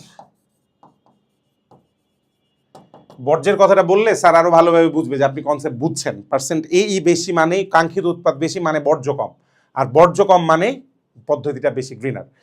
সো আশা করি বুঝতে পেরেছি, একদম বেসিক একটা অঙ্ক, একদম 10 মার্কসের কত সোজা একটা অঙ্ক। আমি তো সময় নিয়ে বুঝিয়েছি, তাই এটা আসলে 2 মিনিট অঙ্কটা হয়ে যাবে। আপনার যখন প্র্যাকটিস ভালো থাকবে এটা 1.5 থেকে 2 মিনিটের মধ্যে অঙ্কটা হয়ে যাবে, হুইচ ইজ ভেরি নাইস। তো গেল, আমরা একটা অঙ্ক করলাম, পরে যাই আরো এগুলো প্র্যাকটিস করি কিছু। এবার বলছে ইথিলিন অক্সাইড C2H4O উৎপাদনের দুটি সমীকরণ নিম্নরূপ, এই দুটি পদ্ধতির মধ্যে কোনটি গ্রিনার পদ্ধতি হবে তা ব্যাখ্যা করো। ঠিক আছে, so let me give a moment. আচ্ছা, তো আমরা আগে প্রথমে 1 নম্বর পদ্ধতিটা ইউজ করা শুরু করি। আসেন লিখি 1 নং পদ্ধতি। 1 নং পদ্ধতি, 1 নং পদ্ধতিতে যেটা হচ্ছে, আসেন পার্সেন্ট AE বের করি। পার্সেন্ট AE ইকুয়াল টু, শুরুতেই আমাদের প্রার্থী কাঙ্ক্ষিত উৎপাদ হচ্ছে C2H4, এটা আছে 1 মোল, তাহলে উপরে 1 মোল বসাই। 1 মোল C2H4O, নিচে ভাগ করব কি কি দিয়ে দেখেন, টোটাল উৎপাদ 1 মোল C2H4O, অথবা এটাও নেওয়া যায়, বিক্রিয়কও নিতে পারেন, প্যারা নাই, আমি ওটাই নিচ্ছি। 1 মোল C2H4O প্লাস 1 মোল CaCl2 প্লাস 1 মোল ওয়াটার গুণিত 100 ইকুয়াল টু, ভ্যালু বের করি। এখানে কার্বন আছে 2টা, 12 দুগুণে 24 আর 4 28, তাই হিসাব করে দেখায়। 12 গুণিত 2 প্লাস হাইড্রোজেন আছে 4টা, 4 প্লাস অক্সিজেন আছে একটা, 16। এটাকে আবার 100% দিয়ে গুণ করে দিলাম, গুণ ডিভাইডেড বাই নিচে 1 মোল C2H4O, এটা আসে কত, 12 দুগুণে 24 আর 4 28 আর 16 44, এই জায়গায় আমি এক ধাক্কায় 44 বসাই দিলাম। প্লাস ক্যালসিয়াম ক্লোরাইড, ক্যালসিয়ামের ভর হচ্ছে 40, একটা ক্লোরিনের ভর হচ্ছে 35.5, তাহলে 2টা ক্লোরিন মিলায় 35.5কে 2 দিয়ে গুণ করলে আসে 71, 71 আর ক্যালসিয়ামের 40 ব্যবহার করলে আসে 111। তো 1 মোল ক্যালসিয়াম ক্লোরাইড মানে 111 গ্রাম, ঠিক আছে। প্লাস 1 মোল পানি মানে হচ্ছে 18 গ্রাম। এটা পুরোটা ক্যালকুলেটরে বসাই দিলে আমরা হচ্ছে পেয়ে যাব ভ্যালুটা। আসেন দেখি কত হয় রে ভাই। 44 গুণিত 100 ডিভাইডেড বাই 44 প্লাস 111 প্লাস 18, অনেক কম আসার কথা, মাত্র 25.43%, মাত্র 25.43%। এখান থেকেই বুঝবো আমরা যে না, এটা গ্যাঞ্জাম্মা, এই পদ্ধতি বাজে। পরের পদ্ধতিতে যাই, আসেন পরের পদ্ধতিতে দেখি যদি 2 নং পদ্ধতি। 2 নং পদ্ধতি, এটা দেখেই বোঝা যাচ্ছে যে 2 নং পদ্ধতিটা মোর গ্রিনার হবে। কেন জানেন? কারণ দেখেন 2 নং পদ্ধতিতে উৎপাদ একটাই আছে, এটা 100%, এটা একদম 100%, ঠিক আছে না? কেমনে? পার্সেন্ট এই ইকুয়াল টু ওপরে 1 মোল উৎপাদ, নিচে মোট উৎপাদ, তার মানে একই। 1 মোল C2H4O এর ভর গুণিত 100%, নিচে মোট উৎপাদ, মোট উৎপাদও তো এটাই 1 মোল C2H4O, তার মানে কাটাকাটি করে একদম এটা থাকবে কত পার্সেন্ট? 100%। তাহলে এটা অনেক বেশি গ্রিনার, ওটা মাত্র 25। এই যে এটাই হচ্ছে ব্যাপার, আধুনিক কালে মানে পুরাতন কালে প্রথম বিক্রিয়াটা ইথিলিন অক্সাইড তৈরি করার সময় পুরাতন বিক্রিয়াটা ব্যবহার করা হতো পূর্বে। বর্তমানে বিজ্ঞানী 1990 সালের পর যখন থেকে গ্রিন কেমিস্ট্রির আইডিয়াগুলো আলোচনা শুরু হয়েছে, তখন থেকে বিজ্ঞানীরা এই যে গবেষণা করে বের করছে, আর এটাতে এমনিও করা যায়। এটা হয়তো প্রথম দিকে একটু একটু মানে এক্সপেন্সিভ ছিল পদ্ধতিটা, এভাবে অক্সিজেন বিক্রিয়া করানো, কিন্তু আমরা আস্তে আস্তে ধীরে এরকম পদ্ধতি বের করছি যেখানে এক্সপেন্সিভ আর নাই, খরচও কমে গেছে, এবং আমরা অ্যাটম ইকোনমির দিক দিয়ে ম্যাক্সিমাম ইনপুট বেনিফিট পাচ্ছি। সেটা একটা 100%। তাহলে দ্বিতীয় পদ্ধতিটি গ্রিনার, আমরা লিখি এটাই, দ্বিতীয় পদ্ধতিটি গ্রিনার, ঠিক আছে। 2 নং পদ্ধতিটি গ্রিনার।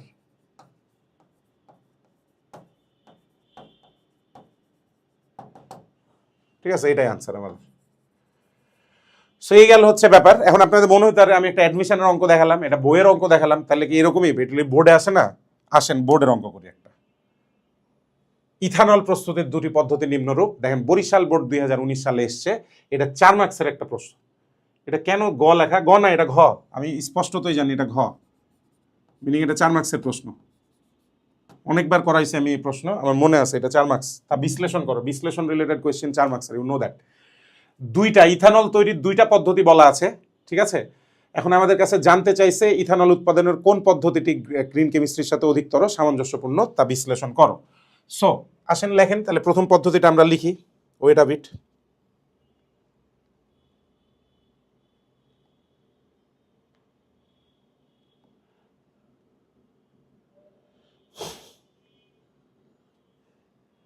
আচ্ছা, তাহলে 1 নম্বর পদ্ধতিটা নিয়ে আগে আমরা আসেন। 1 নং 4 মার্কসের কোয়েশ্চেন তো, স্যাররা কিন্তু কম কথা লিখলে চলবে না। আগে আপনি পার্সেন্ট এই কি জিনিস এটা লিখবেন, মানে সূত্রটা আগে লিখবেন, সূত্র লেখার পরে এভাবে 1 নং পদ্ধতিতে আসবেন। তাহলে 1 নম্বর পদ্ধতিতে ইথানল প্রস্তুতি বলেছে, তার মানে এই যে এটা হচ্ছে আমাদের কাঙ্ক্ষিত উৎপাদ C2H5OH। অলরাইট, তাহলে আমরা যদি লিখি এভাবে 1 নং পদ্ধতি লিখলাম পার্সেন্ট এই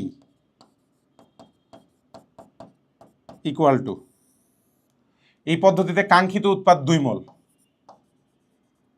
তাহলে 2 মোল C2H5OH এর ভর।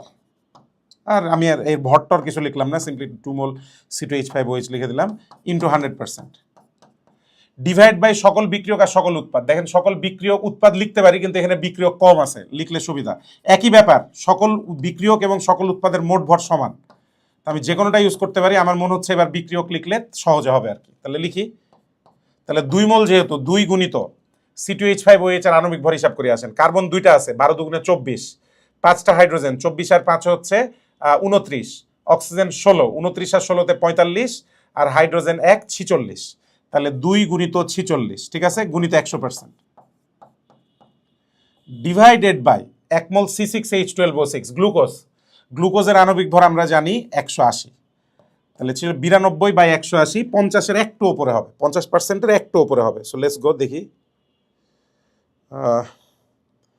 কত আসে। 2 গুণিত 46 মানে 92 বাই 180, হ্যাঁ 51.11%, বললাম না 50-এর একটু বেশি হবে, 51.11%। ভালো কথা, প্রথম পদ্ধতিরই বের হয়ে গেল। এবার যদি সেকেন্ড পদ্ধতিতে যাই, 2 নং পদ্ধতি, এটাতে যদি চলে আসি আমরা, একই ব্যাপার, একদম পার্সেন্ট এই ওই ওয়েতে বের করেন পার্সেন্ট এই। এবারও আমার কাঙ্ক্ষিত উৎপাদ হচ্ছে C2H5OH, করি এটা। তাহলে এটা কয় মোল আছে? 1 মোল, 1 মোল C2H5OH, ঠিক আছে, ডিভাইডেড বাই 1 মোল ইথানল আছে আর 1 মোল কেবিআর আছে, তাহলে লিখি 1 মোল C2H5OH প্লাস হচ্ছে 1 মোল কেবিআর, 1 মোল কেবিআর গুণিত 100%।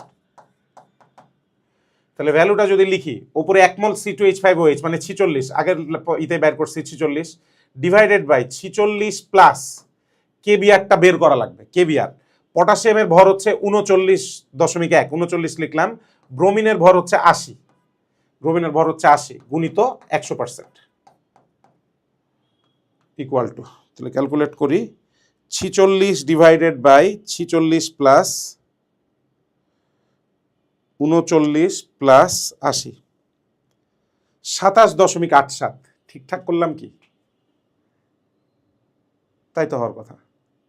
পটাশিয়াম 39, ঠিক আছে, ব্রোমিন হচ্ছে 80, ঠিক আছে, 80 81, কোন কোন জায়গায় 81-এর আশপাশে লেখা, কোন কোন জায়গায় 80 লেখা, ঠিক আছে, 39, ঠিক আছে, তাহলে 27.87।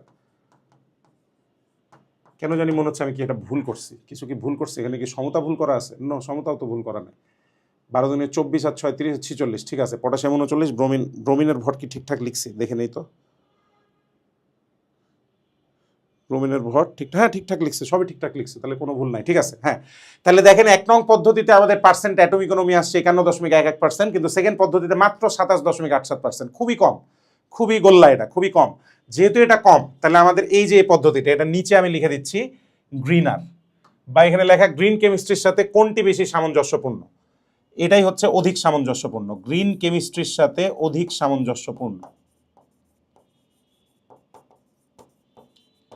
গ্রিন কেমিস্ট্রির সাথে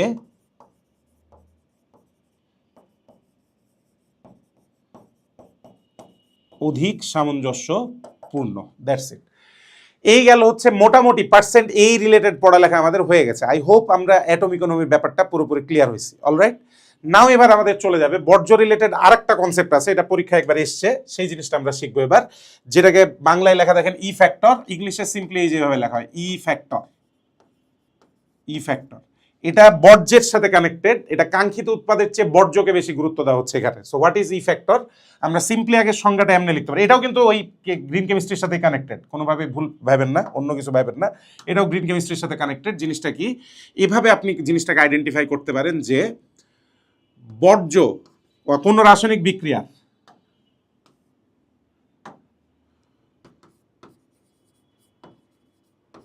কোনো রাসায়নিক বিক্রিয়ার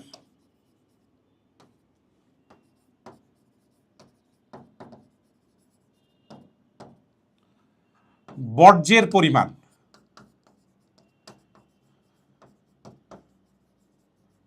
ও কাঙ্ক্ষিত উৎপাদের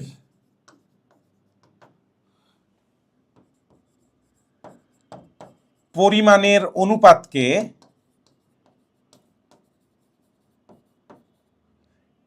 ই ফ্যাক্টর বলে।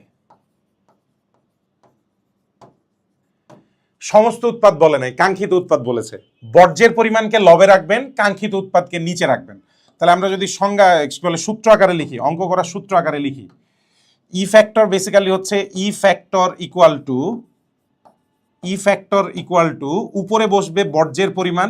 অনেকেই কেজি কথাটা উল্লেখ করে, হ্যাঁ আপনি এটা কেজিতে বের করতে পারেন, ইস্যু না। দুইটারই কেজিতে বের করতে পারেন, দুইটারই গ্রামে ইউজ করতে পারেন। কেন যে অনেকে কেজিতে বলে আমি বুঝি না, তুমি এটা ইতেই বের করো, প্যারা নাই, গ্রামে বের করো, প্যারা নাই। ডিভাইডেড বাই কাঙ্ক্ষিত উৎপাদের পরিমাণ,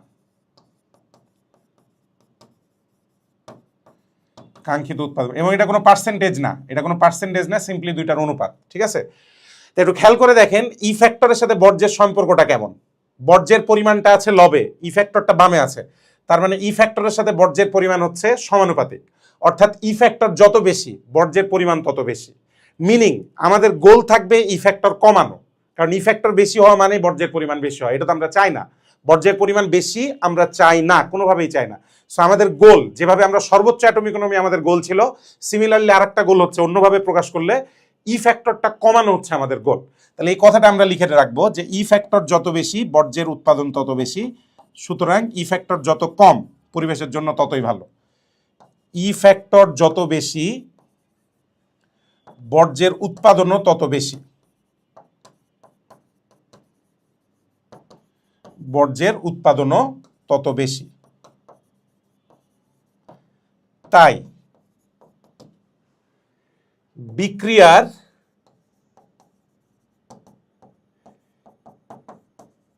ই ফ্যাক্টর যত কম হবে, তাই বিক্রিয়ার ই ফ্যাক্টর যত কম হবে পরিবেশ ততই পরিবেশ বান্ধব, ততই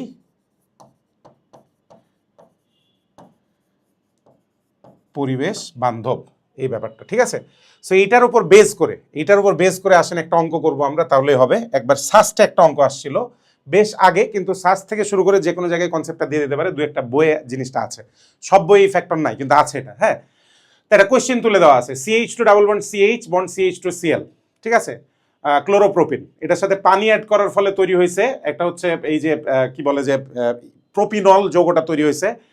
এটাকে কত বলবো, এটা ইউপ্যাক নাম যদি বলি, এটা হচ্ছে 3 প্রোপিনল 2 প্রোপিনল 1, মানে 2 নাম্বার কার্বনে ডাবল বন্ড আর 1 নাম্বার কার্বনে OH, 2 প্রোপিনল 1। এই যৌগটা হচ্ছে আমাদের কাঙ্ক্ষিত উৎপাদ, আর HCl হচ্ছে বর্জ্য। ঠিক আছে, লেখা আছে দেখেন, এই যে অ্যালকোহলটা হচ্ছে আমাদের উৎপাদ আর HCl হচ্ছে বর্জ্য। এই বিক্রিয়ার ই ফ্যাক্টর কত? তা আমরা এক্ষুনি শিখে আসলাম ই ফ্যাক্টর কথাটার মানে ওপরে বসাইতে হবে বর্জ্যের পরিমাণ, বর্জ্যটাকে HCl, HCl এর সামনে সহগ আছে 1, তাহলে 1 মোল HCl এর যে ভর সেটাকে উপরে বসান, 1 মোল HCl ভাগ করতে হবে কাঙ্ক্ষিত উৎপাদের ভর দিয়ে। কাঙ্ক্ষিত উৎপাদ, সকল উৎপাদ না, কাঙ্ক্ষিত উৎপাদ হচ্ছে এই পুরোটা। তাহলে 1 মোল অ্যালকোহলের ভর, ওই পুরোটা সংকেত না লিখে আমি সিম্পলি লিখলাম অ্যালকোহলের ভর, 1 মোল অ্যালকোহল।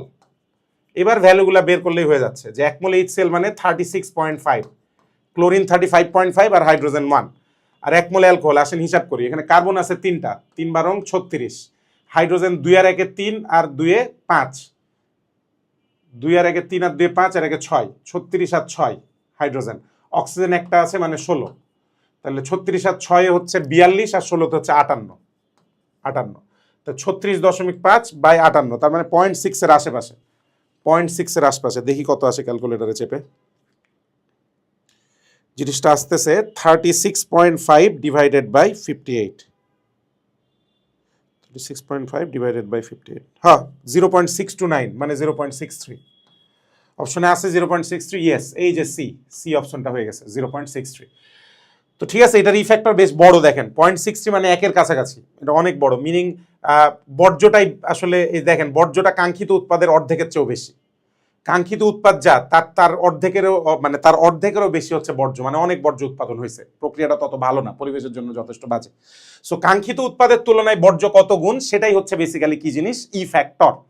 তো মোটামুটি আমরা বিভিন্ন ফ্যাক্টর ম্যাক্টর শিখে গেছি, গ্রিন কেমিস্ট্রির বেসিক পার্টটা আমাদের পড়া হয়ে গেছে, এবং এইটার সাথে কানেক্টেড আরেকটা জিনিস আমাদের শেখা লাগবে, আমাদের পরিবেশের জন্য ক্ষতিকর এমন একটা জিনিস। টপিকটাই চলে যায়। টপিকটা লেখা দেখেন, সিএফসি এর সংকেত নির্ণয়। গিভ মি আ মোমেন্ট, কতক্ষণ হয়েছে ক্লাস দেখি একটু।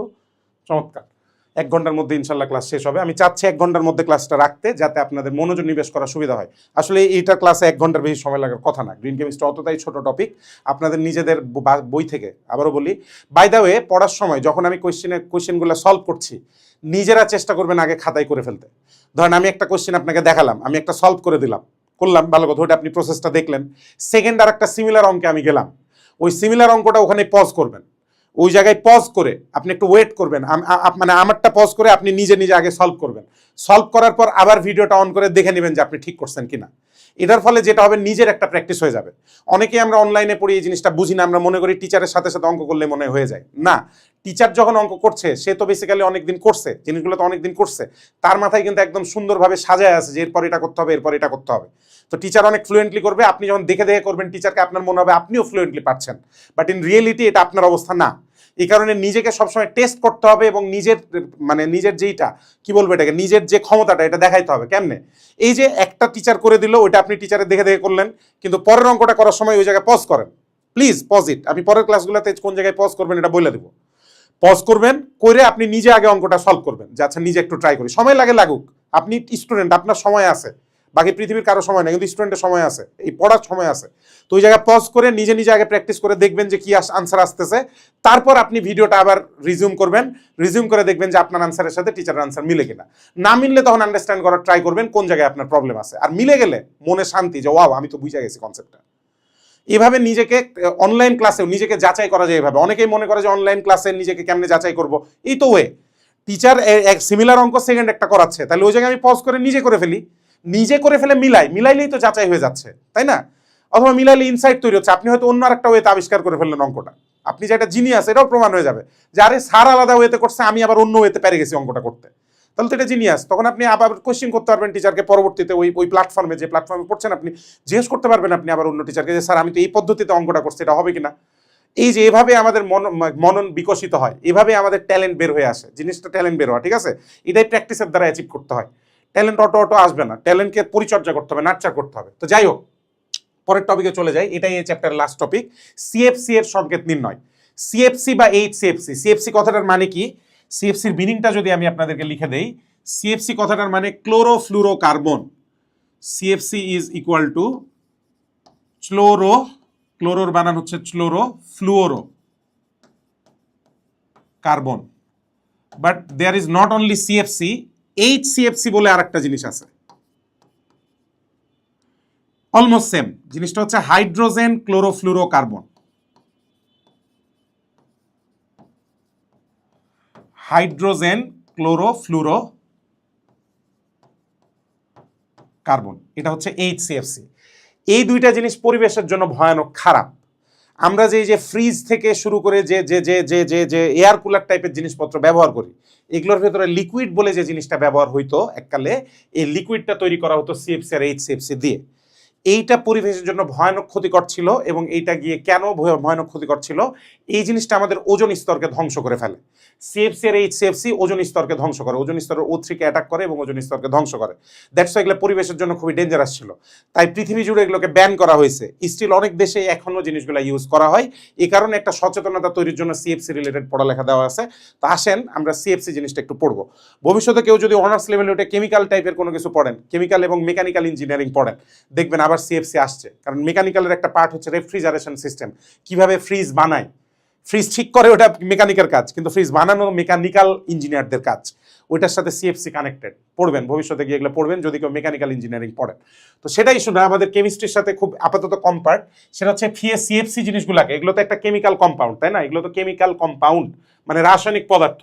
তো এই রাসায়নিক পদার্থগুলোকে বাজারে ব্যবহারের সময় বিভিন্ন নাম্বার দিয়ে প্রকাশ করে, কিন্তু আমরা তো কেমিস্ট, আমরা তো নাম্বার দিয়ে বুঝবো না, আমাদের তো যৌগটা কি এটা জানা লাগবে। সো দ্যাটস ওয়াই সিএফসির যে নাম্বার দেওয়া, সেটা থেকে সংকেত নির্ণয়ের পদ্ধতি জানা লাগবে। ঠিক আছে? ফর এক্সাম্পল জিনিসটার পদ্ধতিটা কিরকম এভাবে বলে দেয় আর কি। আপনার প্রথম কাজ, ধরেন আপনাকে এরকম কথা বললো যে CFC11 এর সংকেত নির্ণয় করো। আমি কোশ্চিন আকারে এই জিনিসটা করাচ্ছি। CFC11 এর সংকেত আপনাকে এটা বের করতে বললো, ভালো কথা। CFC11 এর সংকেতটা কি হবে? CFC11 সংকেতটা প্রথমে আপনার কাজ হচ্ছে এই যে নাম্বারটা লিখছেন সেই নাম্বারের সাথে র্যান্ডমলি 90 যোগ করবেন অলওয়েজ। CFC নাম্বারের সাথে 90 যোগ করবেন, ঠিক আছে? 90 যোগ করে যে ফলাফলটা পাবেন, লেটস সে কত ফলাফল পাবো? 11 সাথে 90 যোগ করলে 101 পাবো। এবার এখানে আমি আইডেন্টিফাই করে দিচ্ছি এই যে শতক স্থানীয় যে অঙ্কটা আছে, শতক স্থানীয় যে অঙ্ক, আমি পাশে লিখে দিচ্ছি শতক স্থানীয় অঙ্ক। এইটা হচ্ছে কার্বন পরমাণুর সংখ্যা বোঝায়, কার্বনের সংখ্যা, ঠিক আছে? তাহলে যেমন এই 101 এর ভেতরে শতকে আছে 1, তার মানে এই যৌগে কার্বন আছে একটা, এই যে আমি এখানে লিখে রাখলাম একটা কার্বন, ভালো কথা। দশক স্থানীয় যে অঙ্কটা, দশক স্থানীয় অঙ্ক, এই যে মাঝের যে জিরোটা, দশক স্থানীয় অঙ্কটা প্রকাশ করে হাইড্রোজেনের সংখ্যা।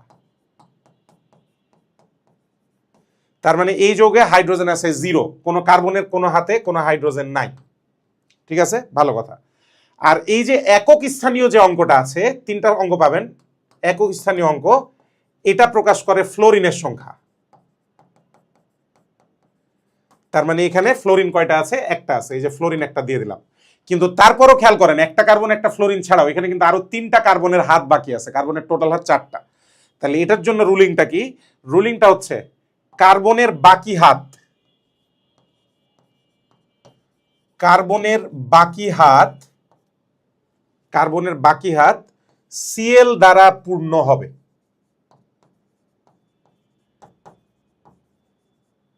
Cl দ্বারা পূর্ণ হবে।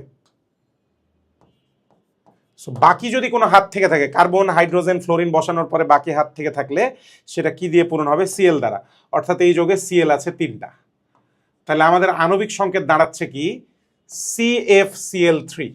CFCl3 এটাই হচ্ছে আমাদের কি? CFC এর সংকেত। তাহলে আবার রিপিট করি নিয়মটা মাথায় রাখেন যে আমাকে যে নাম্বারটা দেওয়া থাকবে সেই নাম্বারের সাথে আমরা 90 যোগ করব, এটা ভ্যালু পাবো। এই ভ্যালুর শতক স্থানীয় অঙ্কটা হচ্ছে কার্বনের সংখ্যা প্রকাশ করে, দশক স্থানীয় অঙ্কটা এটা কার্বন, এটা হাইড্রোজেন, আর একক স্থানীয় অঙ্কটা প্রকাশ করে ফ্লোরিনের সংখ্যা। যদি তার বাইরে কোনো হাত ফাঁকা থাকে কার্বনের, তাহলে সেটা আমরা ক্লোরিন দ্বারা পূর্ণ করব। কি দ্বারা? ক্লোরিন দ্বারা পূর্ণ করব। সো শিখছেন। এই যে পরের যেটা আমরা প্র্যাকটিস দিব, এই যে এই জায়গাতেই পজ করবেন, এই জায়গাতেই পজ করবেন, করে নিজেরা আগে ট্রাই করবেন। সো লেটস সে আমি দিলাম CFC 112, CFC 112, এটারে এই যে এই জায়গায় পজ করে নিজেরা বাইর করার ট্রাই করেন, দিয়ে আমার সাথে মেলাবেন। সো করেন। 112 প্লাস 90 করলাম আগে আমরা, কত আসছে? 112 আর 90 আসবে 202, 202, ঠিক আছে? 202, 112 আর 90 202 আসবে, ঠিক আছে? হ্যাঁ, তাহলে কোনটা কার সংখ্যা আসেন আইডেন্টিফাই করি। একদম শতক স্থানীয় অঙ্ক, এটা হচ্ছে কার্বনের, ঠিক আছে না? মাঝের যে অঙ্কটা দশক স্থানীয়, এটা হচ্ছে হাইড্রোজেনের সংখ্যা। আর লাস্টে যে একক স্থানীয় অঙ্ক, সেটা হচ্ছে ফ্লোরিনের সংখ্যা। বাকি হাতগুলা পূরণ হবে ক্লোরিন দ্বারা। তাহলে কার্বন 2টা, পাশাপাশি আগে 2টা কার্বনকে লিখে ফেলি, সিঙ্গেল বন্ড, কোনো ডাবল বন্ড নাই। হাইড্রোজেন 0 কিন্তু ফ্লোরিন 2টা, তাহলে একদিকে একটা ফ্লোরিন দেই আর একদিকে আরেকটা ফ্লোরিন দেই। কিন্তু এটা করার পরেও আপনি আবিষ্কার করবেন কার্বনের আরো 4টা হাত বাকি আছে। তাহলে এই বাকি হাতগুলোতে বসবে ক্লোরিন, বা সংকেতটা কি দাঁড়াচ্ছে তাহলে? C2F2Cl4, C2F2Cl4। আই হোপ বুঝতে পারছি। এবার পজ রিজুম করে মিলাই নেন। অলরাইট, আরো করি, আসেন আরো করি, দেখি। ও এখানে শেষ, আচ্ছা আমরা আরেকটা নিয়ে পেয়েছি। এবার ধরেন আমাকে দিল CFC না বলে, এবার বললো HCFC। কেন HCFC এখন আপনি বুঝতে পারবেন, দেখেন। ধরেন HCFC22 দিল, HCFC22, ভালো কথা। আগে 22-র সাথে 90 অ্যাড করেন, অ্যাড করলে দেখবেন আসছে 112, ভালো কথা। এই 112-র মধ্যে শতক স্থানীয় অঙ্কটা কার্বন, তাহলে একটা কার্বন মধ্যে বসিয়ে দিলাম, 4 হাত দেখাই দেই, ভালো কথা। মাঝের যে অঙ্কটা সেটা মানে দশক স্থানীয় অঙ্ক, সেটা হাইড্রোজেনকে প্রকাশ করে। তাহলে এই যে এবার হাইড্রোজেন চলে আসছে, দেখেই জিনিসটার নাম CFC নাই, জিনিসটা হয়ে গেছে HCFC, ভালো কথা। এবার 2, এটা ফ্লোরিনের সংখ্যা প্রকাশ করে, একদম একক স্থানে, তাহলে 2টা ফ্লোরিন আছে। যদি 2টা ফ্লোরিন থাকে তাহলে আর বাকি একটা হাতি বাকি থাকে, সেখানে ডেফিনেটলি কে বসবে? ক্লোরিন। বা সংকেত লিখলে তাহলে কি দাঁড়াচ্ছে? CH2Cl। CH2Cl, এটা হচ্ছে আমাদের HCFC22 এর সংকেত। আশা করি আমরা বুঝতে পারছি সবটা। আসেন যদি উল্টা কাজটা করতে বলে আমাদেরকে, উল্টা কাজ মানে সংকেত দিয়ে দিল, সেখান থেকে আমাদের বের করতে বললো যে CFC নাম্বার কত, এটা বের করতে বললো। ফর এক্সাম্পল ধরেন আমাদেরকে বললো CHCl3 ক্লোরোফর্ম। ক্লোরোফর্ম কিন্তু একটা HCFC, ক্লোরোফর্ম হচ্ছে একটা HCFC। আচ্ছা, তাহলে এখানে কার্বন কয়টা আছে? একটা, নিলাম সংখ্যাটা। হাইড্রোজেন কয়টা আছে? একটা, নিলাম সংখ্যাটা। ফ্লোরিন কয়টা আছে? কোনো ফ্লোরিন নাই, তার মানে 0। নাম্বারটা আগে বাইর করি। কিভাবে করলাম? কার্বন একটা, তাহলে শতক স্থানীয় অঙ্কে 1 বসবে। হাইড্রোজেন একটা আছে, 0 কেন বসাইছি? আল্লাহ, 0 কেন বসাইছি? কার্বন একটা আসে, তাহলে শতক স্থানীয় অঙ্কে 1 বসলো। হাইড্রোজেন একটা আছে, তাহলে দশক স্থানীয় অঙ্কে 1 বসলো। কিন্তু ফ্লোরিন একটাও নাই, যেহেতু ফ্লোরিন নাই, ক্লোরিনের সংখ্যা তো আমরা ওখানে বসে না, ফ্লোরিন নাই, তার মানে 0। এটা থেকে কত বাদ দিয়ে দেওয়া লাগবে? 90 বাদ দিয়ে দেওয়া লাগবে। ফলাফল কত আসলো? 20। যেহেতু এখানে হাইড্রোজেন আছে, তাহলে এটা হচ্ছে HCFC20। HCFC20, HCFC20। সিমিলারলি আর একটা করে আমরা আমাদের এই প্র্যাকটিসটা শেষ করি, সেটা হচ্ছে CCl4, কার্বন টেট্রাক্লোরাইড। 3 নাম্বার চ্যাপ্টারে অবশ্যই কার্বন টেট্রাক্লোরাইডের কোয়েশ্চেন পড়ে আসেন, আদ্র বিশ্লেষণ রিলেটেড। SiCl4 আদ্র বিশ্লেষিত হলেও CCl4 হয় না কারো। তো CCl4ও কিন্তু একটা CFC, বা হ্যাঁ এটাতে HCFC না, হাইড্রোজেন নাই। সো হোয়াট এভার, কার্বন আছে একটা, বসালাম। হাইড্রোজেন নাই, 0। ঠিক আছে, ফ্লোরিন নাই, 0। 100 হয়ে গেল। অলরাইট, এবার এটা থেকে বাদ দিব কত? 90। 90 বাদ দিলে হয়ে যাচ্ছে কত? 10। যেহেতু হাইড্রোজেন নাই, সো এটা হচ্ছে CFC10। এটা হচ্ছে CFC10। ঠিক আছে, CFC10। হাইড্রোজেন সহকরি আরেকটা, ফ্লোরিন সহকরি আরেকটা। লেটস আমাকে বললো C2। ঠিক আছে, C2H2F2Cl2, C2H2F2Cl2। তাহলে কার্বন 2টা আছে, শতক স্থানীয় অঙ্কে 2 বসালাম। হাইড্রোজেন 2টা আছে, দশক স্থানীয় অঙ্কে 2 বসালাম। ফ্লোরিন 2টা আছে, একক স্থানীয় অঙ্কে 2 বসালাম। এখান থেকে বাদ দিয়ে দিলাম কত? 90। বাদ দিয়ে দিলে 222 থেকে 90 বাদ দিয়ে দিলে হবে 132। 132। এবং যেহেতু এখানে হাইড্রোজেন আছে, জিনিসটা হচ্ছে HCFC 132। তো এই যেগুলো প্রত্যেকটা প্র্যাকটিস করার সময় আই হোপ আপনারা পজ করছেন, পজ করে নিজের আগে প্র্যাকটিস করে তারপর এটার সাথে মিলাই নিছেন। So that's it. এই গেল হচ্ছে আমাদের একদম রাসায়নিক পরিবর্তন চ্যাপ্টারটার একদম বেসিক যে পার্টটা, গ্রিন কেমিস্ট্রি, এই রিলেটেড পড়ালেখা। আশা করি আমি আপনাদেরকে সবকিছু বুঝাতে পেরেছি। এই হচ্ছে আজকের ক্লাস। সবাই ভালো থাকবেন, সুস্থ থাকবেন। এক্স্যাক্টলি পরের ক্লাস আপনাদের সাথে দেখা হবে। আমি মিফতু, সাইনিং অফ। আসসালামু আলাইকুম।